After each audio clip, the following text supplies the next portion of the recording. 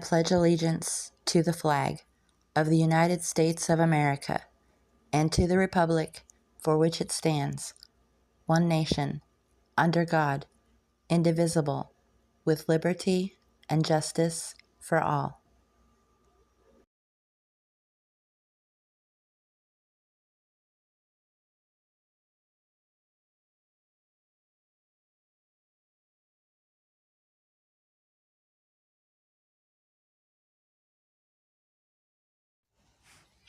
Now, the rest of the story.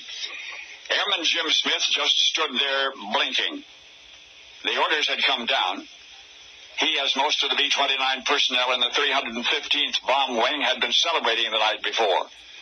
Their conditions ranged from hungover to half-conscious. The last thing on their minds was a mission. Yet here they were, more or less at attention, awaiting the latest directive from upstairs. Army Air Force intelligence had come to a conclusion. The Japanese were now so short on petroleum that a strike on their Nippon oil refineries at Akita would finish them off. So the 315th, almost 150 B-29s, almost 150 of them were being sent on this mission that afternoon. Jim Smith, radio operator on the B-29, called the Boomerang, did some fast figuring in his head. The 315th was stationed on Guam. The Akita oil field was nearly 300 miles northwest of Tokyo. That would make the strike about 4,000 miles round trip, pushing some 20 hours in the air.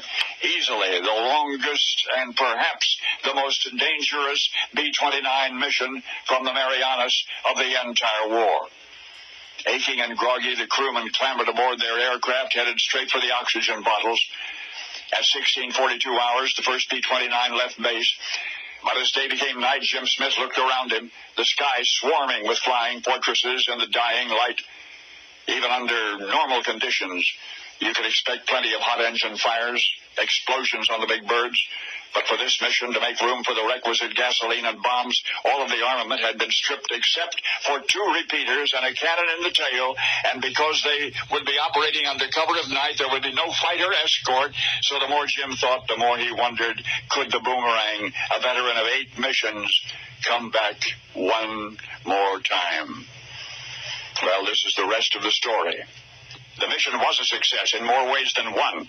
First, in a single airstrike, 67% of Japan's inner zone oil went up in smoke. Second, and quite by coincidence, the raid triggered a blackout, and the blackout thwarted a Japanese military coup, including a plot to kidnap Emperor Hirohito. For if the conspirators had succeeded in their revolt, the war would have been prolonged, and Allied land invasion of Japan would have proved inevitable, despite the atomic bombing of Hiroshima and Nagasaki.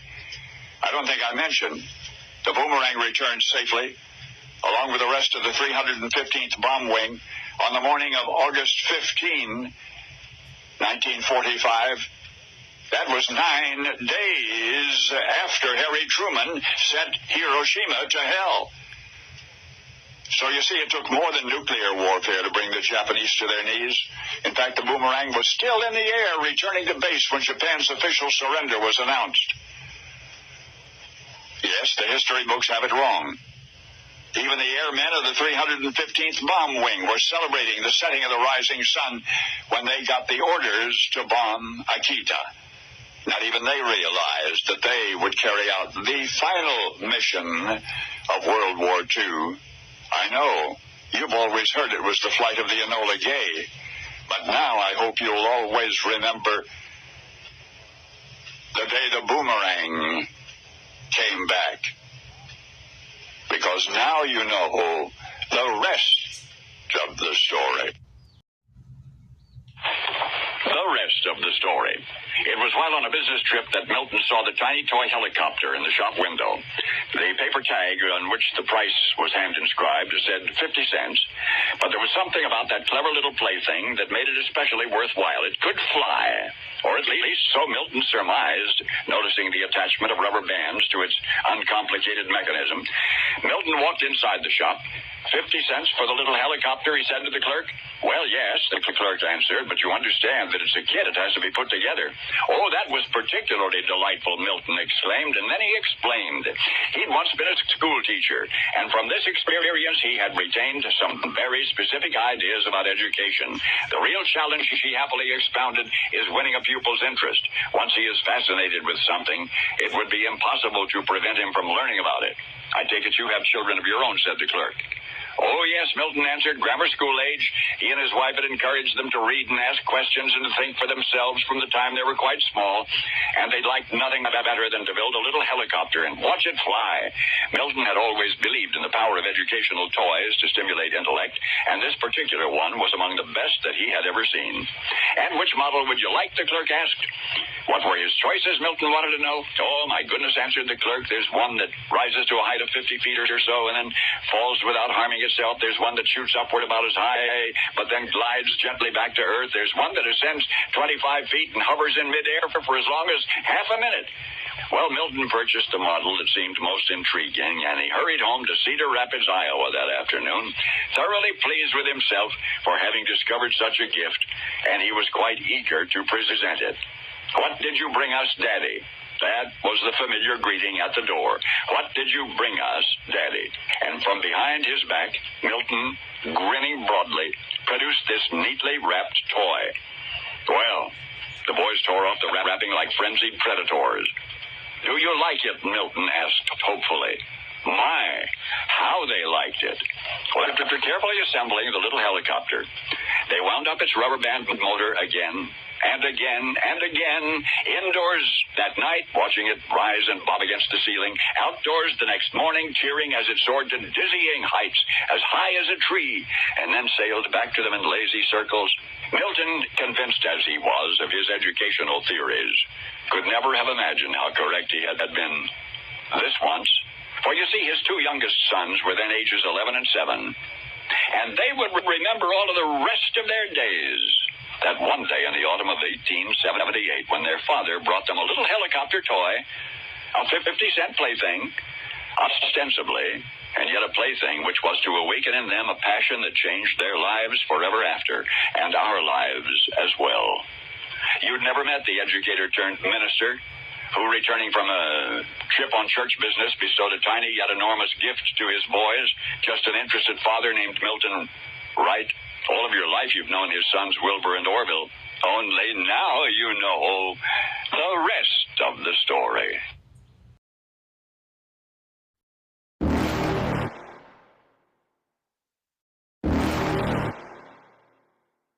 You're never gonna make it, you're not good enough. There's a million other people with the same stuff. You really think you're different? Man, you must be kidding. Think you're gonna hit it, but you just don't get it. It's impossible, it's not probable, you're irresponsible. Too many obstacles, you gotta stop it, yo. You gotta take it slow, you can't be a pro, don't waste your time no more. Who the fuck are you to tell me what to do? I don't give a damn if you say you disapprove. I'm gonna make my move, I'm gonna make it soon, and I'll do it cause it's what I wanna fucking do. Cause all these opinions and all these positions, they come in millions, they blocking your vision. But no, you can't listen, that shit is all fiction. Cause you hold the power as long as you're dreaming.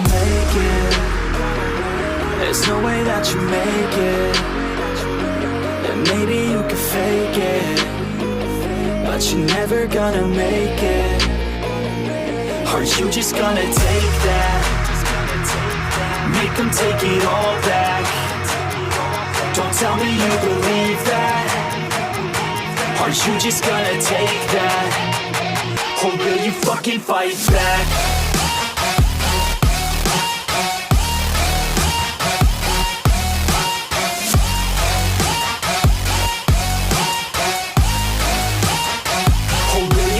Fight back.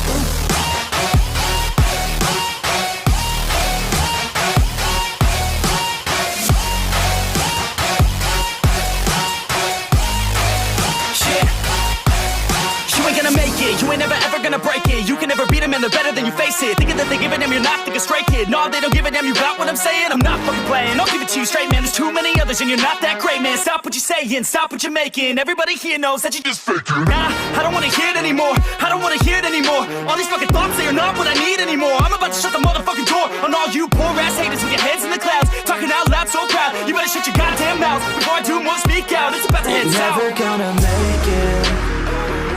There's no way that you make it, and maybe you can fake it, but you're never gonna make it. Are you just gonna take that? Make them take it all back.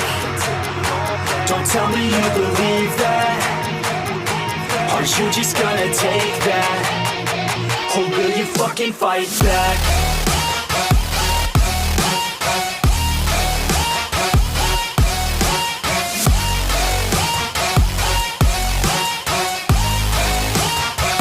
Or will you fucking fight back?